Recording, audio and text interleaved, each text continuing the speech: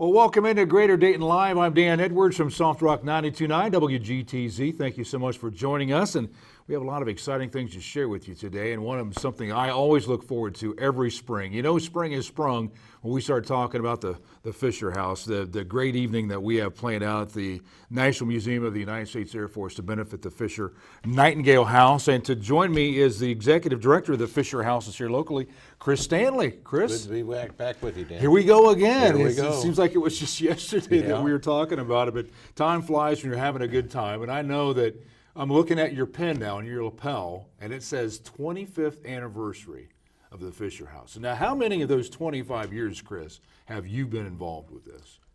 21, 22 years, a long time. You know, like I said, when you do something that you're having a good time at times, surely, can you believe it's been 21 of 25 years? No, I can't believe it. Why don't you share with me, before we get into the involvement of our big evening, share with me your involvement. How did it all start for you at Fisher Houses, Fisher Nightingale Houses? Well, I came to Wright-Pat in October of 1992 after Hurricane Andrew destroyed Homestead Air Force Base in Miami. So I tell people I blew into town.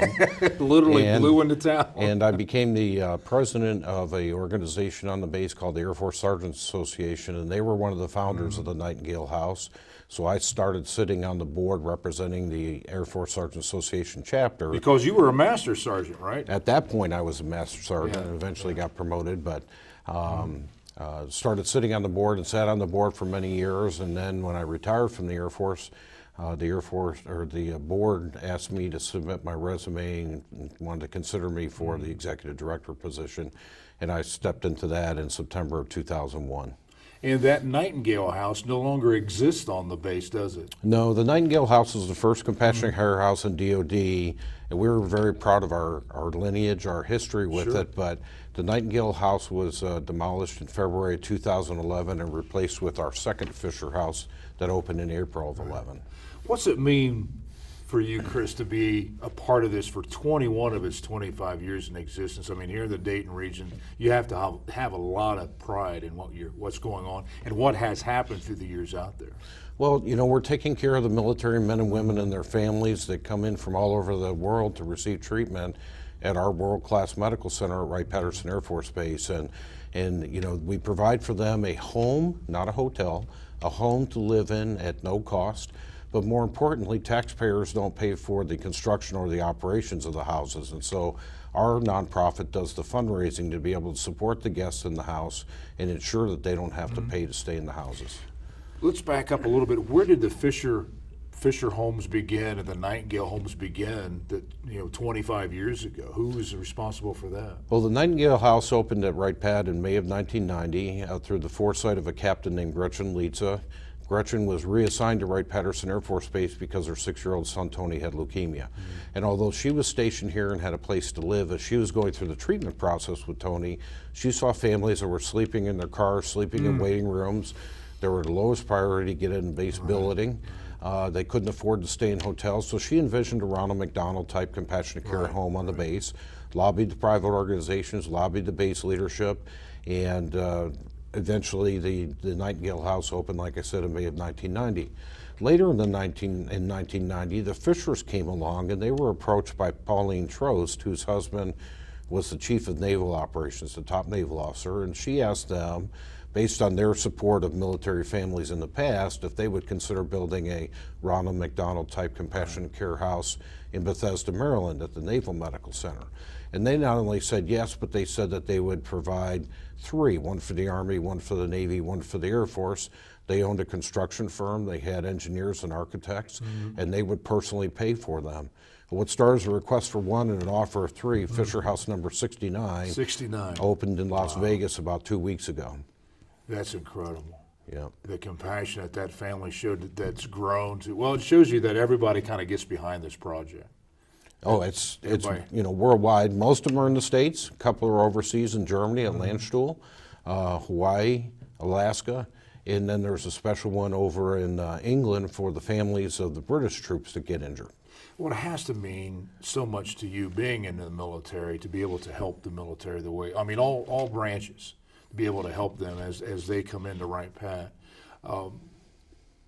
what type of numbers are we talking about with the Fisher House as far as how many people are you serving each and every year? Well, here at Wright-Pat, in the last 26 years, May will be our 26th year, we have served over 20,000 families.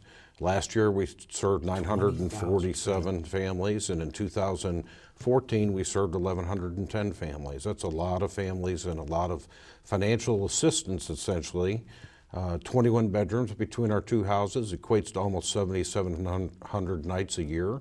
And if they were to have to stay in the local community, it would cost them over $1 million for them to pay just for hotel bills, much less eating and all the other costs that are involved. And they're all custom built, wheelchair accessible.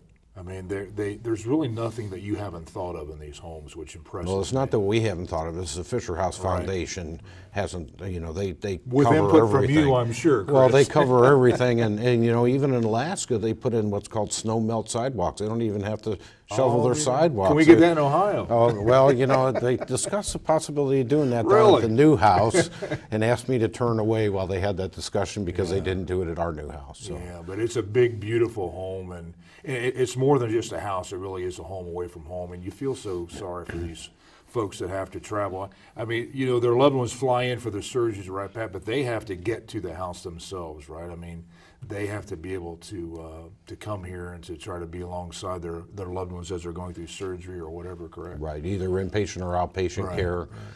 You know, it's their responsibility to get here, but while they're here, we do everything we can to take care of them. It's my understanding they can stay as long as they want. I mean, as long as their loved one is there, correct? I mean, they stay as long as the family member, the military member or the family member is receiving either inpatient or outpatient care.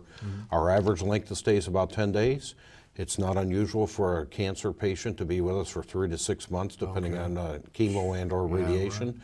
And we've had families stay with us for over a year while somebody was receiving treatment. And it's absolutely no cost to these families No cost. whatsoever. Lord knows they've already given enough to our country through their military service, so we sure appreciate that.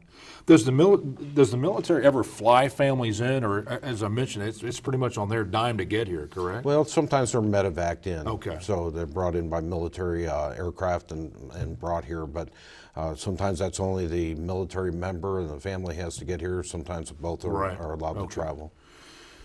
So why do we have two homes now, correct? Correct. So does that include the VA? That doesn't include the VA. So that's going to be become our third one, home right? here. Okay, I want to make sure I get that right. So tell me a little bit about the VA facility. That's exciting. Well, we're very excited. In the middle of July last year, I brought a family, representative of a local family and their foundation on a tour of the Fisher House out at Wright-Pat. They went to meet with the installation commander after that, and then they went down to the Dayton VA and spoke to Glenn Costi, the CEO. And by that afternoon, they wrote a letter to the Fisher House Foundation and said, wow, if you will build a house at the Dayton VA, we will donate $1.075 million towards that project. And the foundation immediately stepped up and said, we'll do it. We'll break ground in 2016, and so we're in those planning parts of it right now. And the goal is to open it in September of 17 in conjunction with the 150th anniversary of the Dayton Soldiers Home, the third oldest soldiers home in the country. I'll be darned. Wow, that's impressive. That's going to be a real shot in the arm for the VA center out there. Well, it's going to be a shot in the arm too. It's a 16-bedroom, $6 million home. So $6 million to build it. Yes. Okay. So does that mean you're going to be over all three of those? Your job got a little bit busier, didn't it? Yeah, the Fisher Nightingale Houses Incorporated, I encouraged them that we pull that under our portfolio, under our wing, and that we become the nonprofit to support that house rather than having them establish their own 501c3. And more importantly, rather than confusing potential donors of, wait a minute, am I giving to Dayton? Am I giving to Wright-Pat? We're going to take care of them in the exact same manner we've been taking care of the guests in the houses at Wright-Pat all these years. And so you anticipate that to be just as busy, if not busier, than what you have on the base, correct? It'll be very busy, yeah. What's that mean to you, Chris, to be able to have? I mean, I think that's a real testament to the big heart that this community has, that they're willing to put a third unit here in the Dayton region. Well, that's not just the family's donation. The family challenged us to raise $500,000 as an initial operations and sustainment fund, and we're well into that and doing very well. And that is to raise community awareness and get the community behind that house, so when it opens, we're off and running and taking care of families and able to do it without any glitches. Volunteers needed for these facilities at all? We do use volunteers. As an example, at Wright-Pat, we operate with a very small staff. We have one full-time manager, a 30-hour-a-week part-time manager, and a 20-hour-a-week part-time manager, and a full-time and a part-time housekeeper total for our 2 houses. So the key to our success has been our volunteers, because the managers are busy taking care of the government-required paperwork, and so the volunteers help the families get checked in and help them get settled in and do meals with them and those types of things. We have volunteer groups that come out and do some of the yard maintenance.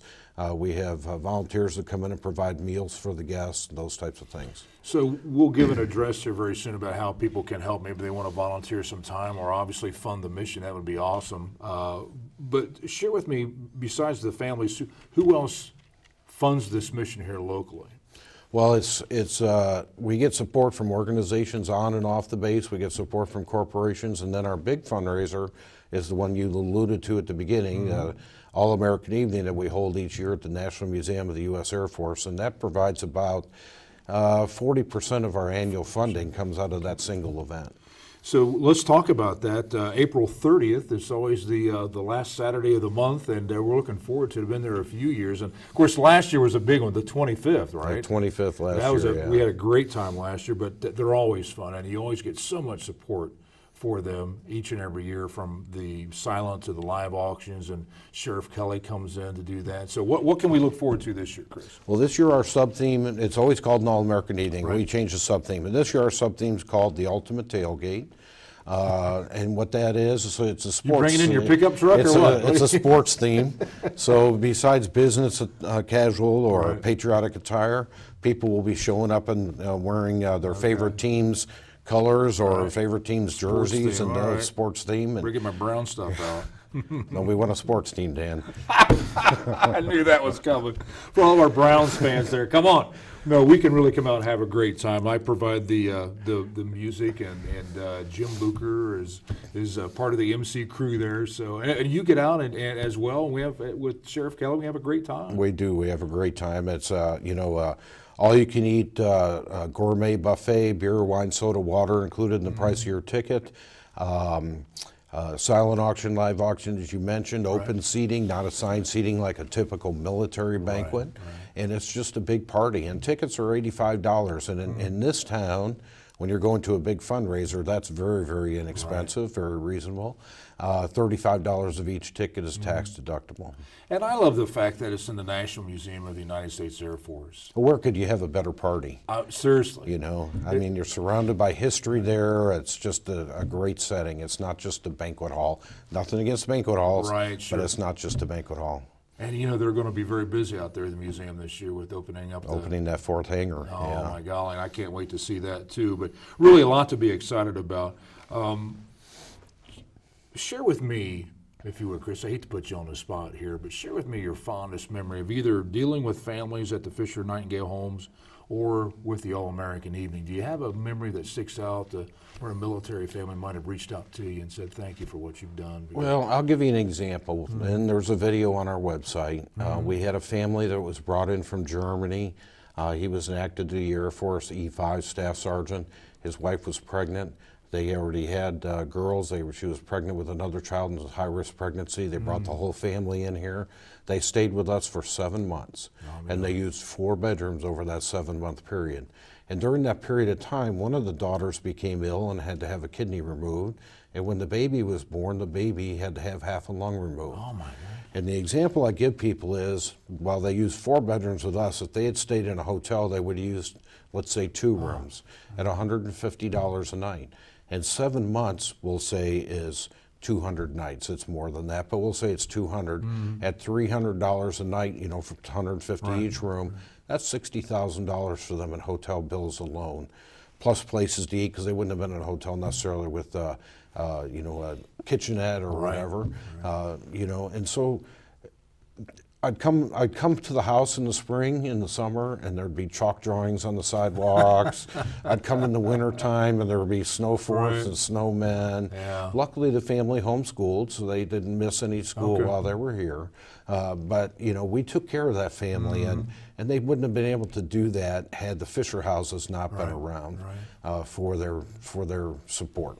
And I don't think people realize the depth of what these homes provide. I mean, you mentioned the kitchenette. I mean, it is a home away from home, and your staff, I'm sure, makes them feel so welcome, regardless of how long they have to stay there. And 7 months, that's a long time. Sounds like they went through a couple of seasons there, didn't they? They did. They were here through Thanksgiving. They were here through Christmas. They were here through New Year's. So at Thanksgiving, we took care of a Thanksgiving meal for them. At Christmas, provided gifts for the kids. That's awesome. All the things that we could do to make them feel at home and keep the normalcy for the family together as much as possible. But it does come with a price tag. And, you know, that's what the All-American Evening is all about, is to kind of, you know, with that $85 ticket purchase, and hopefully you can maybe bid on a few silent or live auction items and help, because you said 40% of your funding comes from this All-American Evening. Correct. Yeah, our annual budget is about $200,000 this year. And with that, if you take the number of nights that we have and divide that into the annual budget, we have to raise about $27 per room per night, occupied or unoccupied, to be able to operate. Now, typically we are occupied. We run about 95% occupancy, and sometimes even have more people than we have rooms for. And so we'll pay and put them over in base billeting. While they're there, they're welcome to come to the Fisher House and partake in the activities at the Fisher House. And as soon as a room becomes available, we'll get them moved into the Fisher House. Do you ever give tours of the homes? I do tours regularly, yeah. I want to show off our house. I bet you do. I tell people when I take them on a tour, before we go through the door, this is nicer than the 4-star general's house on base. And I had the last 4-star and his wife come through, and they agreed with me. Yeah. It is nicer than the 4-star. Well, it really is. It's a beautiful, beautiful facility. And also the grounds, too. I mean, there's a place for them to get out and to play, and you know, if you have children, and to get out and maybe barbecue outside. I mean, you really have thought of everything. It really is a home environment for Well, since you've been out there, we also added a 2,700 square foot commercial playground to the side of the Fisher House I heard that was for the kids. It has been a And while so- I've been out there. So it gives them an opportunity for them to maintain some sanity by burning off some energy. It gives mom and dad an opportunity to maintain some sanity for getting those kids out and having them burn off some energy too. And they have access to some of the base facilities too. They do, but there is no playground anywhere near the Fisher House, so that's why we got some grants and some donations, and we're able to open that last year. $150,000 commercial playground. It's beautiful. And that's all, again, the community ponying up and seeing the need. Due to the generous donations and support that we get. That's awesome. Do you have any other needs at this time? Obviously, you'd like to get this built at the VA, but any other needs, any day-to-day things, linens or I don't know, any of the things that you don't think about when it comes to fundraising, but they are really critical to the mission? Well, we put things on our wish list. The house managers provide items to me to put on the wish list. And I'll give you an example. Okay. It's going to seem silly. No, not but, at all. You know, 21 bedrooms? Right. That's a lot of bathrooms. Each of them have a private bath. I remember growing up, there were 8 kids in my family, and hearing my parents go, "We're out of toilet paper again." Oh, no. Well, now we've got 21 bathrooms that we have to keep stocked with toilet paper. And people Necessities, are like, man. I know, it's a necessity. So our wish list has things like toilet paper, paper towels, napkins, paper plates, plastic cups, plasticware, non-perishable food items, those types of things. And then, like I said, we have groups that volunteer to come in and provide meals for the guests. They schedule those to the house managers.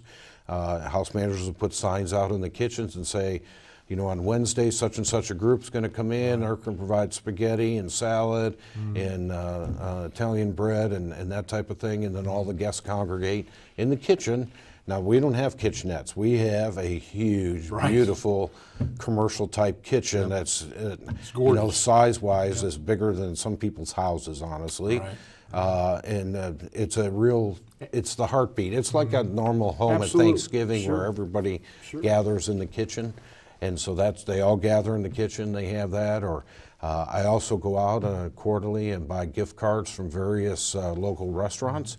$1,500 here, $2,000 there, give them to the house managers, and then they sponsor meals, lunches, or dinners into the house for the guests and those types of things. They also have little private dining areas too. I mean, there is a big general dining area, but there's some areas where you can tuck away and have some privacy too. And there's a, you know, with Fisher House too, the one we opened in April of 2011, we have a family room there.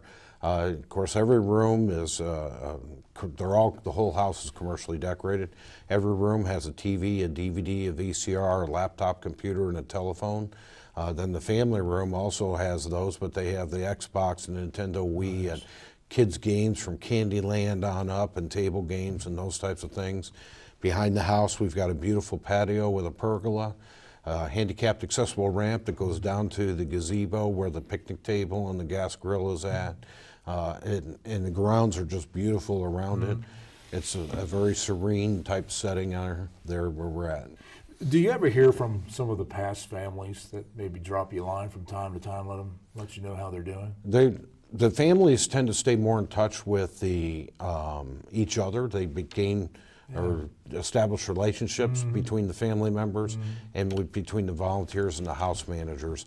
I, as the executive director of Fisher Nightingale Houses Incorporated, my charge is to go out and raise the money to be able to operate the houses. So I don't have as much interaction with the families as the house managers and volunteers do on a daily basis. Yeah, probably good. You get attached to these people, don't Yeah, you? You really do, particularly during the holidays and everything. So we're excited about the VA beginning. You see that they're going to start breaking ground on that this spring? We haven't set a date yet. Okay. There's some formalities, some paperwork that needs to be done, but the goal is to break ground this spring, this summer. And then have it done by 2017? Have it done by September 17 in conjunction with the 150th anniversary of the Dayton Soldiers Home, the third oldest soldiers home in the country, established by law by President Lincoln in March of 1865. This Soldiers Home, now the Dayton VA Medical Center grounds, opened in September of 1867. So this community has had a history of taking care of its soldiers, hasn't it? We had a lot of history in Dayton, don't we? We sure You know, do. I mean, just a great deal of history in Dayton, and we do have a great deal of history in taking care of our military men and women and their families. And we talked before we came on about how there's also a soldiers home out in the Xenia area too, where the Athletes in Action facility is now, which is another fantastic facility. So it's great to see that these facilities are not only kept up, but yet they're kept up and they keep serving our families of military. So do you have a fond memory of some of these just more recently as far as the getting to see these brand new facilities come online? Well, I remember when we were building Fisher House 2 that started in 2010 and opened in 11, and they put a fence up around it, and they put the tarps in it. And then it got very windy, so they cut holes in the tarps, you know, to keep the tarps from, catching the wind and blowing the fence over. Right. And I was like a little kid every day at the ballpark. I couldn't afford to get into the ballpark, but I was peeping through the knothole in the wood. Sure. And every day I was peeping through that fence, watching, what progress was going on with the house. It was something I had poured my heart and soul into for about 5 years prior to that, in the fundraising efforts that we were doing. And it was great to see it come up out of the ground and then to open up and have our ribbon cutting ceremony that we did in conjunction with our All-American Evening that year. We did it the day before, and then the All-American Evening the next night was a celebration of the opening of the house. That was a big deal. That was well supported. It was. That was very well supported. Well, help. remember the year before, we called it, our sub-theme was Extreme Makeover Fisher House Edition. Right. And that was a lead-in, and then that year it was called This New House, a twist on Bob Vila's This Old House. Right. And that was our celebration of that. Yeah, so you're constantly coming up with something which amazes me. I mean, is there going to be a fourth one now in the community somewhere? Or? I don't know. I can't say. You're not aware. Okay. Not aware. All right, so let's once again kind of touch base with the All-American Evening. If you want to get involved, we want to have you come out. So there's some information there for you. April 30th, going to start at 6 o'clock with music provided by yours truly here, my company, Edwards Entertainment, and auction. And now we are going to have Sheriff Kelly back, right? Sheriff Kelly's going to be there. He's a great live auctioneer, as you know. He's not the fast auctioneer trying to shove it down somebody's throat. He reminds people why they're there to help our military men and women. And most people know Sheriff Kelly because, I don't know, it seems like there's something going on in Clark County 4 or 5 nights a week. So he's on the news, regularly. But Gene comes out and does a really great job for us. You do. Booker adds a lot of levity to the evening. He's a crazy guy like I am, so we have a lot of fun together. And we'll have probably 160 or so silent auction items and 10 or so live auction items, and the range is great. They're not all expensive items. Some of the silent auction items will start at a starting bid of $10 or $15 and have a $2 or $3 minimum increment. So everybody that comes out can participate in the auction if they're interested. Well, I'm assuming because it's kind of a sports theme, you're probably going to really try to focus on some nice sports memorabilia for working folks on that. to bid on. I know it's kind of early. I'm not quite sure when this is going to air, but can you give us any insight of what's going to be on some of those tables or some of the live auctions? I have a subcommittee that's chaired by Linda and Carrie, and they're collecting those items. I couldn't tell you exactly what they've got yet, but they're really targeting sports things. And if people want to donate something that they have, reach out to us too, and we'll be glad to pick up the donation and put it into the auction and give them their tax credit for it. Now, besides the entertainment and the great live and silent auction items, you got to talk about the food. The food is just fantastic. It is. It's an all-you-can-eat gourmet buffet, and we have 4 different food stations set up, and there's different things on each food station. The meat and the carbs and the vegetables and those things that go with it, associated with that type of thing. Carving stations and so on. A huge dessert buffet, and then beer, wine, soda, and water included in the price of your ticket. We don't even bring a pay-as-you-go bar, so you're not going to end up paying more money for drinks and everything else that evening. It's just a great evening. It's just a big party, as you know. Yeah. Absolutely. Part of it's due to our great entertainment. How's that? Well, you're always a lot of fun, too. You add a lot to the evening as well. So what do most people do? Do they buy individual tickets at $85, or do they buy an entire table, or what usually happens? Well, they usually buy individual tickets. Now, our corporate sponsors, based on their level of corporate sponsorship, get some free tickets, but individuals will buy tickets themselves, reach out to their friends. We have a brand new website coming up, still the same website as always, www.fnhi.org, but a new site will be up this week, and the registration link will be on there. You can contact me. I'll drop a invitation in the mail to you, however it is you want to take care of it. The one thing that I appreciate too when I do this event every year is just that there's such a wide range of ages there, from the young to some of our senior citizens, and I just think it's great that particularly the young see the value of supporting the military in the way that they do. Hopefully that's from their upbringing. Absolutely. Hopefully, my experience has been, I spent 24 years in the Air Force, and I've been retired for over 14 years now, and my experience over that last 38 years has been that the American public, by and large, regardless of political affiliation, regardless of how they feel about this administration or past administrations, how they feel about Congress, which statistically is not that good anyway. Not good. but they want to support our military men and women and their families. We're asking more of our men and women these days in the military than we ever have. And in conjunction with that, we're asking more of their families who are sacrificing while they're deployed and so on. And people want to support them. They understand it's not the military who makes decisions to go into conflicts and wars.